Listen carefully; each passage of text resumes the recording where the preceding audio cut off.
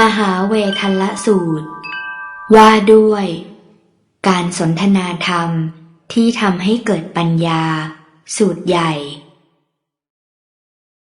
สมัยหนึ่งพระผู้มีพระภาคประทับอยู่ที่พระวิหารเชตวันอารามของท่านอนาถบิณฑิกเศรษฐีเขตพระนครสาวัตถี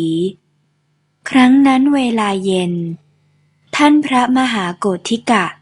ออกจากที่หลีกเร้นแล้วจึงเข้าไปหาท่านพระสารีบุตรถึงที่อยู่ได้ทักทายปราศัยกับท่านพระสารีบุตรครั้นผ่านการทักทายปราศัยพอให้ระลึกถึงกันแล้วจึงนั่งอยู่ณที่ควรส่วนข้างหนึ่งปัญญากับวิญญาณท่านพระมหาโกฏฐิกะครั้นนั่งเรียบร้อยแล้วจึงถามท่านพระสารีบุตรว่าดูกระท่านผู้มีอายุพระผู้มีพระภาคตรัสว่าบุคคลมีปัญญาสามดังนี้ด้วยเหตุเพียงไรหนอจึงตรัสว่าบุคคลมีปัญญาสามท่านพระสารีบุตรได้กล่าวดังนี้ว่าท่านผู้มีอายุบุคคลไม่รู้ชัดเพราะฉะนั้นพระผู้มีพระภาคจึงตรัสว่าเป็นบุคคลมีปัญญาสามไม่รู้ชัดอะไรไม่รู้ชัดว่านี้ทุกข์นี้ทุกขสมุทัยนี้ทุกขนิโรธนี้ทุกขนิโรธคามินีปฏิปทาบุคคลไม่รู้ชัดเพราะฉะนั้นจึงตรัสว่าบุคคลมีปัญญาสามท่านพระมหาโกฏฐิกะยินดีอนุโมทนาภาสิทธิ์ของท่านพระสารีบุตรว่าถูกละท่านผู้มีอายุแล้วได้ถามปัญหาต่อไปว่าดูกระท่านผู้มีอายุพระผู้มีพระภาคตรัสว่าบุคคลมีปัญญาดังนี้ด้วยเหตุเพียงไรหนอจึงตรัสว่าบุคคลมีปัญญาดูกระท่านผู้มีอายุบุคคลรู้ชัดเพราะฉะนั้นพระผู้มีพระภาคจึงตรัสว่าเป็นบุคคลมีปัญญารู้ชัดอะไรรู้ชัดว่านี้ทุกข์นี้ทุกขสมุทัยนี้ทุกขนิโรธนี้ทุกขนิโรธคามินีปฏิปทาเพราะฉะนั้นจึงตรัสว่าบุคคลมีปัญญาดูกระท่านผู้มีอายุพระผู้มีพระภาคตรัสว่าวิญญาณดังนี้ด้วยเหตุเพียงไรหนอจึงตรัสว่าวิญญาณธรรมชาติที่รู้แจ้งเพราะฉะนั้นพระผู้มีพระภาคจึงตรัสว่าวิญญาณรู้แจ้งอะไรรู้แจ้งว่านี้สุขนี้ทุกข์นี้มิใช่ทุกข์มิใช่สุขธรรมชาติย่อมรู้แจ้งเพราะฉะนั้นจึงตรัสว่าวิญญาณปัญญาและวิญญาณธรรมสองประการนี้ปะปนกันหรือแยกจากกันท่านผู้มีอายุอาจแยกออกแล้วบัญญัติหน้าที่อันต่างกันได้หรือไม่ปัญญาและวิญญาณธรรมสองประการนี้ปะปนกันไม่แยกจากกันผมไม่อาจแยกออกแล้วบัญญัติหน้าที่อันต่างกันได้เพราะปัญญารู้ชัดสิ่งใดวิญญาณก็รู้แจ้งสิ่งนั้นวิญญาณรู้แจ้งสิ่งใดปัญญาก็รู้ชัดสิ่งนั้นฉะนั้นธรรมสองประการนี้ จึงปะปนกันไม่แยกจากกันผมไม่อาจแยกออกแล้วบัญญัติหน้าที่อันต่างกันได้ปัญญาและวิญญาณธรรมสองประการนี้ปะปนกันไม่แยกจากกันแต่มีกิจที่จะพึงทำต่างกันบ้างหรือไม่ปัญญาและวิญญาณธรรมสองประการนี้ปะปนกันไม่แยกจากกันแต่ปัญญาควรเจริญวิญญาณควรกำหนดรู้นี่เป็นกิจที่จะพึงทำต่างกันแห่งธรรมสองประการนี้เวทนา สัญญา และวิญญาณดูกระท่านผู้มีอายุพระผู้มีพระภาคตรัสว่าเวทนา เวทนา ดังนี้ด้วยเหตุเพียงไรหนอจึงตรัสว่าเวทนาดูกระท่านผู้มีอายุธรรมชาติที่รู้เพราะฉะนั้นพระผู้มีพระภาคจึงตรัสว่าเวทนารู้อะไรรู้สุขบ้างรู้ทุกข์บ้างรู้สิ่งที่ไม่ใช่ทุกข์ไม่ใช่สุขบ้างธรรมชาติย่อมรู้ฉะนั้นจึงตรัสว่าเวทนา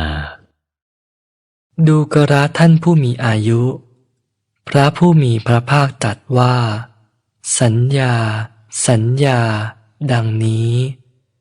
ด้วยเหตุเพียงไรหนอจึงตรัสว่าสัญญาธรรมชาติที่จำฉะนั้น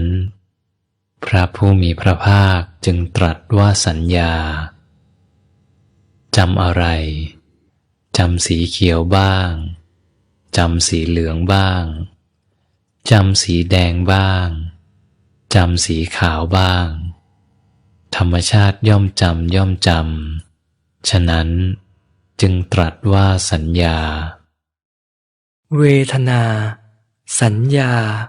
และวิญญาณธรรมสามประการนี้ปะปนกันหรือแยกจากกันท่านผู้มีอายุอาจแยกออกแล้วบัญญัติหน้าที่อันต่างกันได้หรือไม่เวทนา สัญญา และวิญญาณธรรมสามประการนี้ปะปนกันไม่แยกจากกันผมไม่อาจแยกออกแล้วบัญญัติหน้าที่อันต่างกันได้เพราะเวทนารู้สิ่งใดสัญญาก็จำสิ่งนั้นสัญญาจำสิ่งใดวิญญาณก็รู้แจ้งสิ่งนั้นฉะนั้นธรรมสามประการนี้จึงปะปนกัน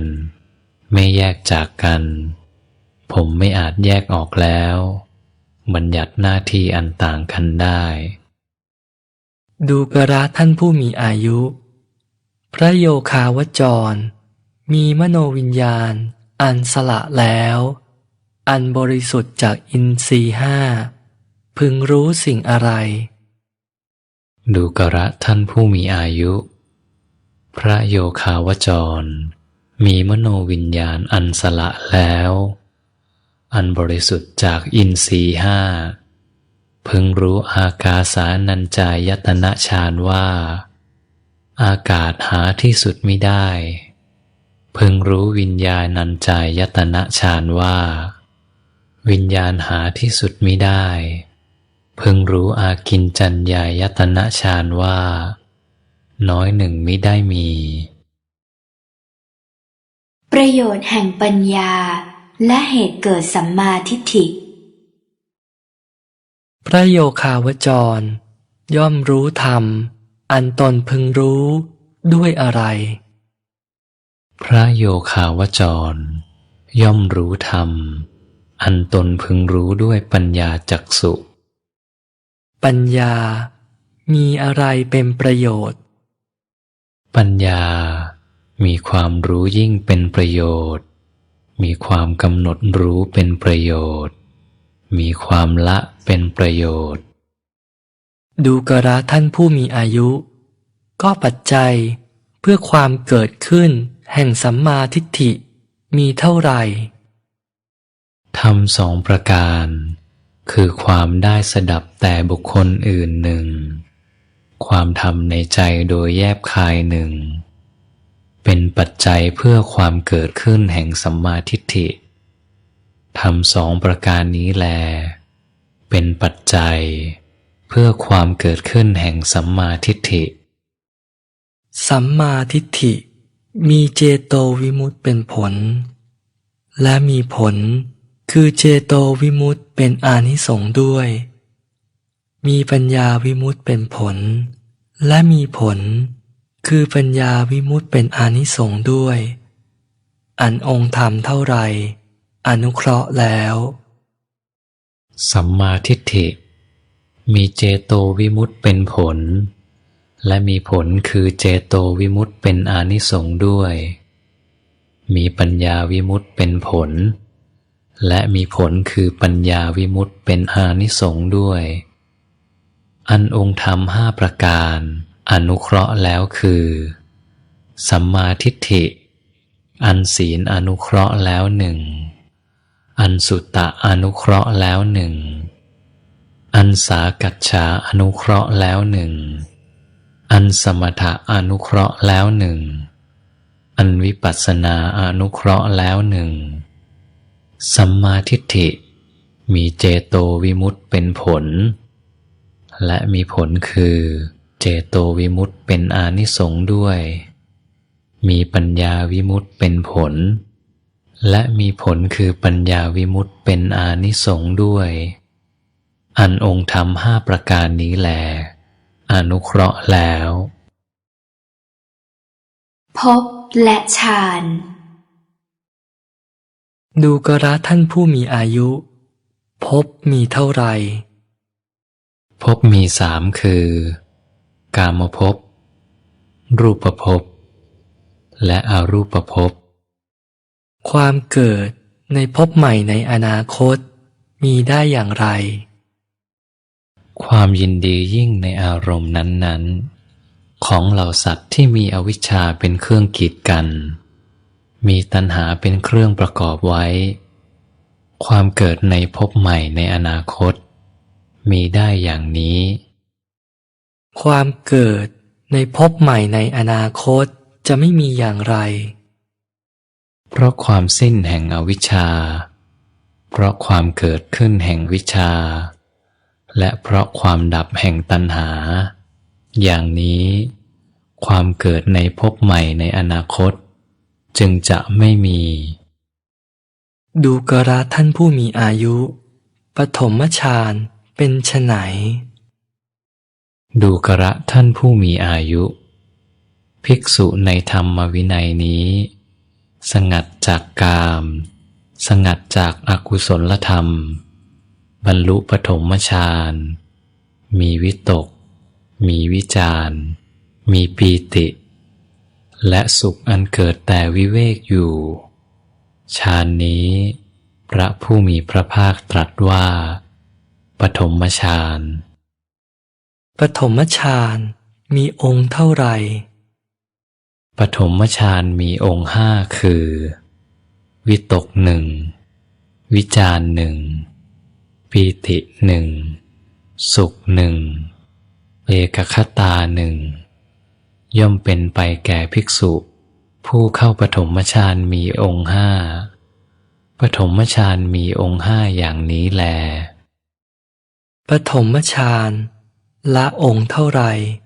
ประกอบด้วยองค์เท่าไรปฐมฌานละองค์ห้าประกอบด้วยองค์ห้าภิกษุในธรรมวินัยนี้เข้าปฐมฌานละกามฉันทะได้แล้วละพยาบาทได้แล้วละถีนมิทะได้แล้วละอุทธัจจะกุกกุจจะได้แล้วละวิจิกิจฉาได้แล้วมีวิตกหนึ่งวิจารหนึ่งปีติหนึ่งสุขหนึ่งเอกคตาหนึ่งเป็นไปอยู่ ฐมฌานละองค์ห้าประกอบด้วยองค์ห้าอย่างนี้แล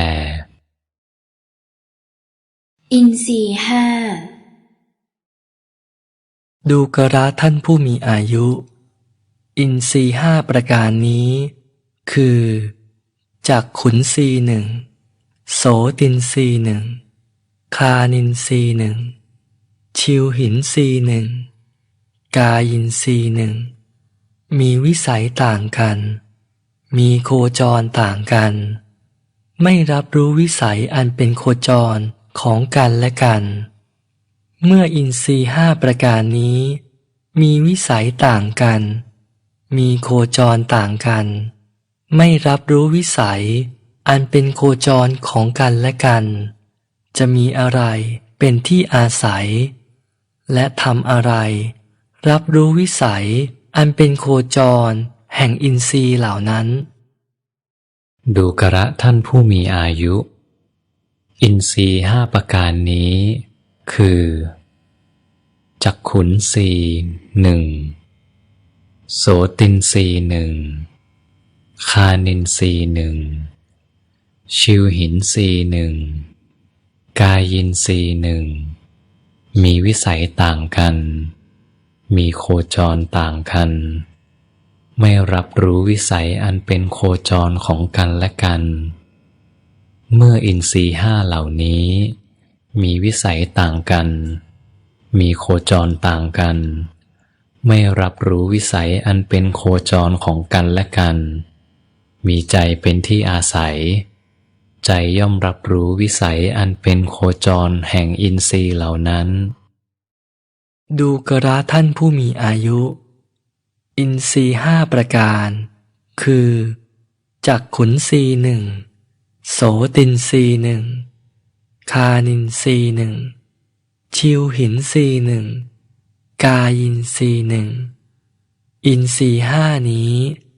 อาศัยอะไรตั้งอยู่ดูกระท่านผู้มีอายุอินทรีย์ห้าประการนี้นั้นคือจักขุนทรีย์หนึ่งโสตินทรีย์หนึ่งคานินทรีย์หนึ่งชิวหินทรีย์หนึ่งกายินทรีย์หนึ่งอาศัยอายุ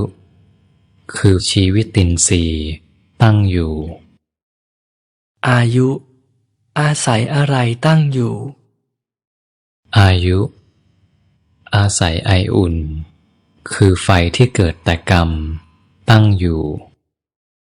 ไออุ่นอาศัยอะไรตั้งอยู่ไออุ่นอาศัยอายุตั้งอยู่ผมรู้ทั่วถึงภาสิทธิ์ของพระสารีบุตรผู้มีอายุในบัดนี้เองอย่างนี้ว่าอายุอาศัยไออุ่นตั้งอยู่และว่าไออุ่นอาศัยอายุตั้งอยู่แต่ผมจะพึงเห็นความแห่งภาสิทธินี้ได้อย่างไรถ้าเช่นนั้นผมจักทำอุปมาแก่คุณเพราะวินยูชนบางพวกในโลกนี้ย่อมทราบความแห่งภาสิทธิ์ได้แม้ด้วยอุปมาเปรียบเหมือนประทีปน้ำมันกำลังติดไฟอยู่แสงสว่างอาศัยเปลวปรากฏอยู่เปลวก็อาศัยแสงสว่างปรากฏอยู่ฉันใดอายุอาศัยไออุ่นตั้งอยู่ไออุ่นก็อาศัยอายุตั้งอยู่ฉันนั้นเหมือนกันอายุสังขารกับเวทนียธรรมเป็นอันเสมอกันหรือว่าอายุสังขารกับเวทนียธรรมเป็นคนละอย่างอายุสังขารกับเวทนียธรรมไม่ใช่อันเดียวกันถ้าอายุสังขารกับเวทนียธรรมเป็นอันเดียวกันแล้วการออกจากสมาบัติของภิกษุผู้เข้าสัญญาเวทยิตานิโรธก็ไม่พึงปรากฏแต่เพราะอายุสังขารกับเวทนียธรรมเป็นคนละอย่างฉะนั้นการออกจากสมาบัติของภิกษุ ผู้เข้าสัญญาเวทยิตานิโรธจึงปรากฏอยู่ ดูกระผู้มีอายุ ในเมื่อทำเท่าไรละกายนี้ไป กายนี้ก็ถูกทอดทิ้ง นอนนิ่งเหมือนท่อนไม้ที่ปราศจากเจตนา ดูกระผู้มีอายุ ในเมื่อทำ3 ประการ คืออายุ ไออุ่น และวิญญาณละกายนี้ไป กายนี้ก็ถูกทอดทิ้ง นอนนิ่งเหมือนท่อนไม้ที่ปราศจากเจตนา สัตว์ผู้ตายทำกาละไป กับภิกษุผู้เข้าสัญญาเวทยิตานิโรธมีความแปลกกันอย่างไร สัตว์ผู้ตายทำกาละไป มีกายสังขาร วจีสังขาร และจิตตสังขาร ดับระงับไป มีอายุหมดสิ้นไป มีไออุ่นสงบ มีอินทรีย์แตกทำลาย ส่วนภิกษุผู้เข้าสัญญาเวทยิตานิโรธมีกายสังขาร วจีสังขาร และจิตตสังขารดับระงับไป แต่มีอายุยังไม่หมดสิ้น มีไออุ่นยังไม่สงบ มีอินทรีย์ผ่องใส สัตว์ผู้ตายทำกาละไป กับภิกษุผู้เข้าสัญญาเวทยิตานิโรธมีความแปลกกันฉะนี้ ปัจจัยเจโตวิมุตติ ดูกระผู้มีอายุ ปัจจัยแห่งสมาบัติที่เป็นเจโตวิมุตติอันไม่มีทุกข์ไม่มีสุขมีเท่าไหร่ ดูกระผู้มีอายุ ปัจจัยแห่งสมาบัติที่เป็นเจโตวิมุตติอันไม่มีทุกข์ไม่มีสุขมี4 อย่าง ภิกษุในธรรมวินัยนี้ บรรลุจตุตถฌานอันไม่มีทุกข์ไม่มีสุข เพราะละสุขละทุกข์และดับโสมนัสโทมนัสในก่อนเสียได้ มีอุเบกขาเป็นเหตุให้สติบริสุทธิ์อยู่ ปัจจัยแห่งสมาบัติที่เป็นเจโตวิมุตติอันไม่มีทุกข์ไม่มีสุขมี4 อย่างดังนี้แล ปัจจัยแห่งสมาบัติที่เป็นเจโตวิมุตติอันไม่มีนิมิตมีเท่าไหร่ ปัจจัยแห่งสมาบัติที่เป็นเจโตวิมุตติอันไม่มีนิมิตมี2 อย่างคือ การไม่มนสิการถึงนิมิตทั้งปวงหนึ่ง การมนสิการถึงนิพพานธาตุอันไม่มีนิมิตหนึ่ง ปัจจัยแห่งสมาบัติที่เป็นเจโตวิมุตติอันไม่มีนิมิตมี2 อย่าง ดังนี้แล ปัจจัยแห่งความตั้งอยู่ของเจโตวิมุตติอันไม่มีนิมิต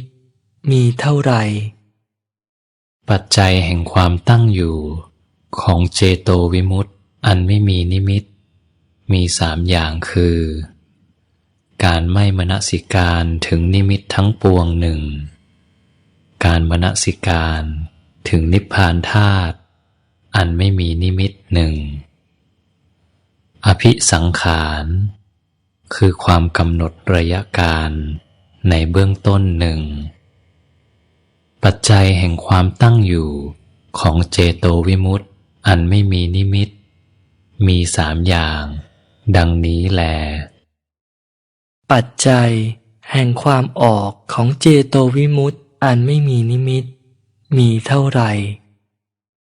ปัจจัยแห่งความออกของเจโตวิมุตติอันไม่มีนิมิต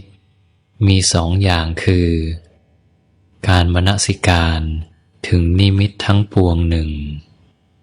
การไม่มนสิการถึงนิพพานธาตุอันไม่มีนิมิตหนึ่ง ปัจจัยแห่งความออกของเจโตวิมุตติอันไม่มีนิมิตมี2 อย่าง ดังนี้แล ดูกระผู้มีอายุ เจโตวิมุตติมีอารมณ์ไม่มีประมาณ เจโตวิมุตติมีอารมณ์ว่าไม่มีอะไรไม่มีอะไร เจโตวิมุตติมีอารมณ์อันว่าง เจโตวิมุตติมีอารมณ์อันไม่มีนิมิตธรรมเหล่านี้ มีอัตต่างกัน และมีพยัญชนะต่างกัน หรือมีอัตอย่างเดียวกัน ต่างกันแต่เพียงพยัญชนะเท่านั้น ดูกระผู้มีอายุ เจโตวิมุตติมีอารมณ์ไม่มีประมาณ เจโตวิมุตติมีอารมณ์ไม่มีอะไรอะไร เจโตวิมุตติมีอารมณ์อันว่าง เจโตวิมุตติมีอารมณ์อันไม่มีนิมิต ปริยายที่บ่งว่าธรรมเหล่านี้มีอัตต่างกัน และมีพยัญชนะต่างกันก็มี และปริยายที่บ่งว่าธรรมเหล่านี้มีอัตอย่างเดียวกัน ต่างกันเพียงพยัญชนะเท่านั้นก็มี ก็ปริยายที่บ่งว่าธรรมเหล่านี้มีอัตต่างกัน และมีพยัญชนะต่างกันเป็นไฉน ภิกษุในธรรมวินัยนี้มีจิตสหรคตด้วยเมตตาแผ่ไปสู่ทิศที่หนึ่งอยู่แผ่ไปสู่ทิศที่สองก็อย่างนั้นแผ่ไปสู่ทิศที่สามก็อย่างนั้นแผ่ไปสู่ทิศที่สี่ก็อย่างนั้นและมีจิตสหรคตด้วยเมตตาอันกว้างขวางเป็นส่วนใหญ่หาประมาณมิได้ ไม่มีเวรไม่มีพยาบาทแผ่ไปสู่โลกหมดทุกส่วนเพื่อประโยชน์แก่สัตว์ทั้งปวงในที่ทุกสถานทั้งเบื้องบนเบื้องต่ำเบื้องขวางอยู่ดังนี้ภิกษุในธรรมวินัยนี้มีจิตสหรคตด้วยกรุณาแผ่ไปสู่ทิศที่หนึ่งอยู่แผ่ไปสู่ทิศที่สองก็อย่างนั้นแผ่ไปสู่ทิศที่สามก็อย่างนั้นแผ่ไปสู่ทิศที่สี่ก็อย่างนั้นและมีจิตสหรคตด้วยกรุณาอันกว้างขวางเป็นส่วนใหญ่หาประมาณมิได้ไม่มีเวรไม่มีพยาบาทแผ่ไปสู่โลกหมดทุกส่วนเพื่อประโยชน์แก่สัตว์ทั้งปวงในที่ทุกสถานทั้งเบื้องบนเบื้องต่ำเบื้องขวางอยู่ดังนี้ภิกษุในธรรมวินัยนี้มีจิตสหรคตด้วยมุทิตาแผ่ไปสู่ทิศที่หนึ่งอยู่แผ่ไปสู่ทิศที่สองก็อย่างนั้นแผ่ไปสู่ทิศที่สามก็อย่างนั้นแผ่ไปสู่ทิศที่สี่ก็อย่างนั้นและมีจิตสหรคตด้วยมุทิตาอันกว้างขวางเป็นส่วนใหญ่หาประมาณมิได้ไม่มีเวรไม่มีพยาบาทแผ่ไปสู่โลกหมดทุกส่วนเพื่อประโยชน์แก่สัตว์ทั้งปวงในที่ทุกสถานทั้งเบื้องบนเบื้องต่ำเบื้องขวางอยู่ดังนี้ภิกษุในธรรมวินัยนี้มีจิตสหรคตด้วยอุเบกขาแผ่ไปสู่ทิศที่หนึ่งอยู่แผ่ไปสู่ทิศที่สองก็อย่างนั้นแผ่ไปสู่ทิศที่สามก็อย่างนั้นแผ่ไปสู่ทิศที่สี่ก็อย่างนั้นมีจิตสหรคตด้วยอุเบกขาอันกว้างขวางเป็นส่วนใหญ่หาประมาณมิได้ไม่มีเวรไม่มีพยาบาท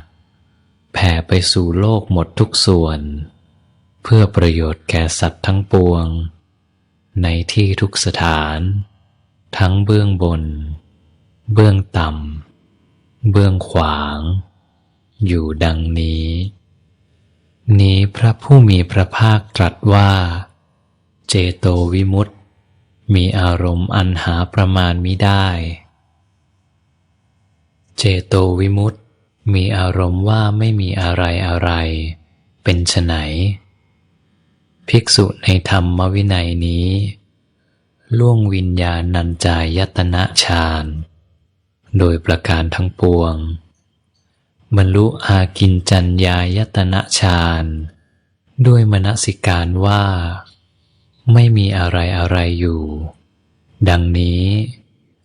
นี้พระผู้มีพระภาคตรัสว่าเจโตวิมุตติมีอารมณ์ว่า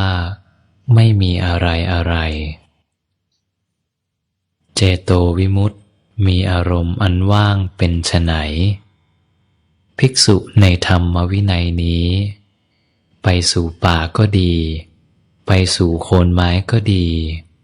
ไปสู่เรือนว่างก็ดีพิจารณาเห็นว่าสิ่งนี้ว่างจากตนบ้างจากสิ่งที่เนื่องด้วยตนเองดังนี้นี้พระผู้มีพระภาคตรัสว่าเจโตวิมุตติมีอารมณ์อันว่างเจโตวิมุตติมีอารมณ์อันไม่มีนิมิตเป็นไฉนภิกษุในธรรมวินัยนี้บรรลุเจโตสมาธิอันไม่มีนิมิตเพราะไม่มนสิการถึงนิมิตทั้งปวงอยู่นี้พระผู้มีพระภาคตรัสว่าเจโตวิมุตติมีอารมณ์อันไม่มีนิมิตดูกระผู้มีอายุนี้แลปริยายที่บ่งว่าธรรมเหล่านี้มีอัตต่างกันและมีพยัญชนะต่างกันก็ปริยายที่บ่งว่าธรรมสี่อย่างเหล่านี้มีอัตอย่างเดียวกันต่างกันเพียงพยัญชนะเท่านั้นเป็นไฉนราคะอันทำประมาณโทสะอันทำประมาณโมหะอันทำประมาณราคะเป็นต้นนั้นอันภิกษุผู้ขีณาสพละเสียแล้ว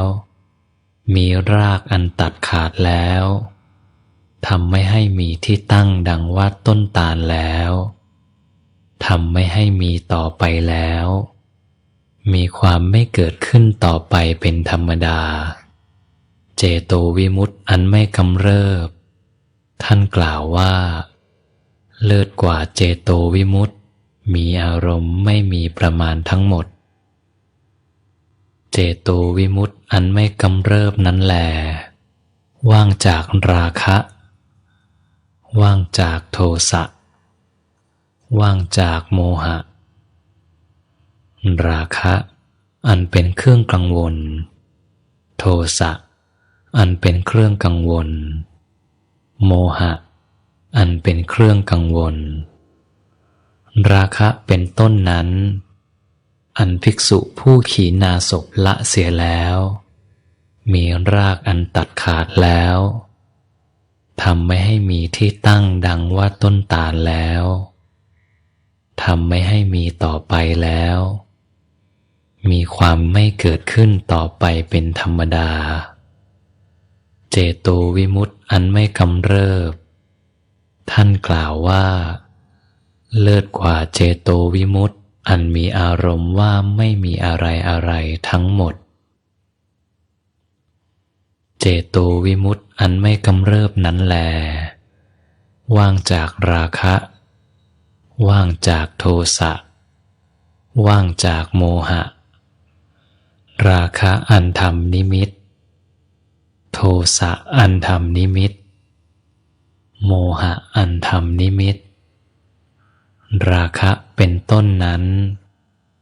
อันภิกษุผู้ขีณาสพละเสียแล้วมีรากอันตัดขาดแล้วทำไม่ให้มีที่ตั้งดังว่าต้นตาลแล้วทำไม่ให้มีต่อไปแล้วมีความไม่เกิดขึ้นต่อไปเป็นธรรมดา เจโตวิมุตติอันไม่กำเริบท่านกล่าวว่าเลิศกว่าเจโตวิมุตติมีอารมณ์อันไม่มีนิมิตเจโตวิมุตติอันไม่กำเริบนั้นแลว่างจากราคะว่างจากโทสะว่างจากโมหะดูกระผู้มีอายุนี้แลปริยายที่บ่งว่าธรรมเหล่านี้มีอัดอย่างเดียวกันต่างกันแต่เพียงพยัญชนะเท่านั้นท่านพระสารีบุตรได้กล่าวแก้ปัญหานี้แล้วท่านพระมหาโกฏฐิกะชื่นชมยินดีภาษิตของท่านพระสารีบุตรชะนี้แลจบมหาเวทลสูตร